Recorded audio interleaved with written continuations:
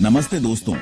सोचिए अगर आपको मकड़ी काट ले और आप सुपर हीरो बन जाएं, तो सबसे पहले आप क्या करेंगे? डॉक्टर को बुलाएंगे या सबसे पहले इंस्टाग्राम पर पोस्ट डालेंगे? फीलिंग स्पाइडरिफिक। वैसे आज हम बात करने वाले हैं, क्या होता अगर स्पाइडरमैन भारत में पैदा होता?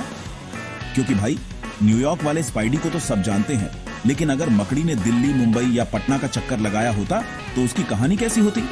चलिए हंसी मजाक और सुपर हीरो की इस देसी जर्नी पर निकलते हैं। दिल्ली के पहाड़गंज में एक बेहद ही साधारण सा इलाका, जहां की गलियों में हर रोज हजारों लोग आते जाते हैं। इन्हीं गलियों में हमारा पीटर प्रसाद रहता था, एक साधारण परिवार का लड़का जो अपने सपनों को पूरा करने के लिए दिन रात मेहनत करता था। पढ़ाई में तो बिल्कुल टॉपर, हर परीक्षा में अव्वल आता था।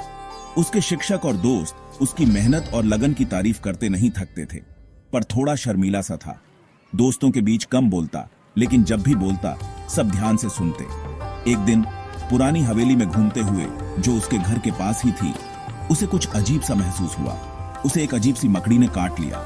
मकड़ी दिखने में साधारण नहीं थी, बल्कि कुछ खास थी। देसी मकड़ी थी, बड़ी तगड़ी वाली। उसके काटते ही पीटर को कुछ अजीब सा महसूस होने लगा। पीटर को लगा बुखार चढ़ा रहा है।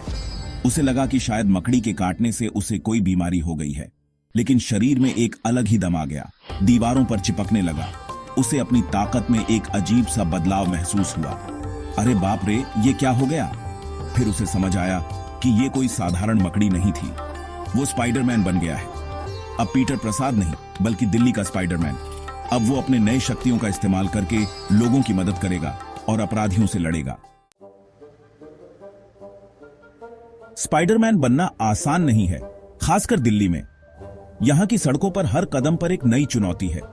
बिजली के तारों में उलझ गया बेचारा। दिल्ली की गलियों में लटकते ये तार किसी भी सुपर हीरो के लिए एक बड़ा सिरदर्द है। ऑटो रिक्शा वाले से टकराते टकराते बचा। यहां की ट्रैफिक में नेविगेट करना किसी जंग से कम नहीं है। नए नए विलेन भी आ गए, जैसे गुटखा मास्टर, जिसके पास गुटखे की पावर थी। गुटखा मास्टर अपने गुटखे से लोगों को पंगु बना देता था।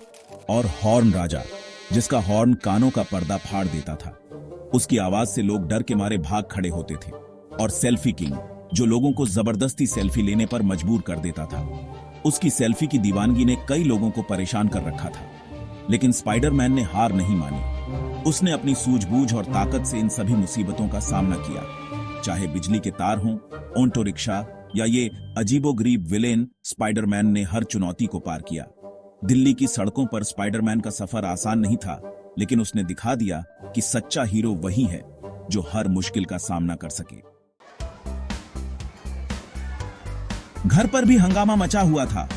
मां बोली, ये जाले कौन साफ करेगा? दादी ने कहा, च्यवनप्राश खाया कर, ताकत बनी रहेगी। तभी पीटर की नजर मीना जैन पर पड़ी। सुंदर, होशियार और स्पाइडरमैन की दीवानी। बस प्यार की गाड़ी चल पड़ी, पर क्या स्पाइडरमैन अपनी पहचान छुपा पाएगा? देसी स्पाइडरमैन जय हो। स्पाइडरमैन तो छा गया भाई। कौन बनेगा करोड़पति में अमिताभ बच्चन के साथ हॉट सीट पर बैठा दिखा। सोशल मीडिया पर ट्रेंड करने लगा, मीम्स बनने लगे। कुंभ मेले में भीड़ संभालता दिखा। दिवाली पर पटाखों वाले प्रदूषण को रोका। स्वच्छ भारत अभियान में सफाई करता दिखा। देसी स्पाइडरमैन सबका अपना हीरो बन गया। पीटर ने सीखा, बड़ी शक्ति के साथ बड़ी जिम्मेदारी भी आती है। स्कूल के दिनों में जब वो अपने दोस्तों के साथ क्लासरूम में बैठा करता था, उसे हमेशा ये बात याद रहती थी।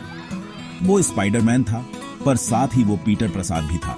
एक सिंपल सा लड़का जो अपनी चाय और अपने देश से प्यार करता था।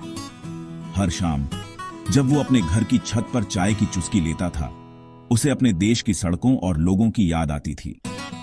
और जब भी कोई मुसीबत आती, स्पाइडरमैन तैयार रहता।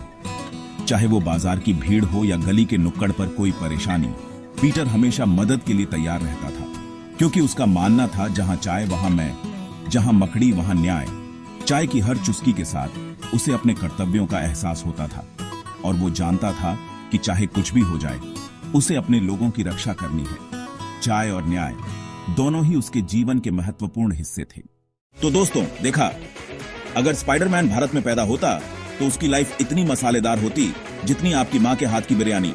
और सोचो, स्पाइडरमैन विद कचौरी एक नई फिल्म बन सकती है। वैसे अगर आपको ये देसी स्पाइडरमैन की कहानी पसंद आई हो तो लाइक का जाल बुन दो, शेयर का मकड़जाल फैला दो और सब्सक्राइब का बटन दबाकर हमें ताकत दे दो, क्योंकि with great content comes great responsibility. अगली बार मिलेंगे एक और देसी ट्विस्ट के साथ। तब तक के लिए जय मकड़ी, जय भारत,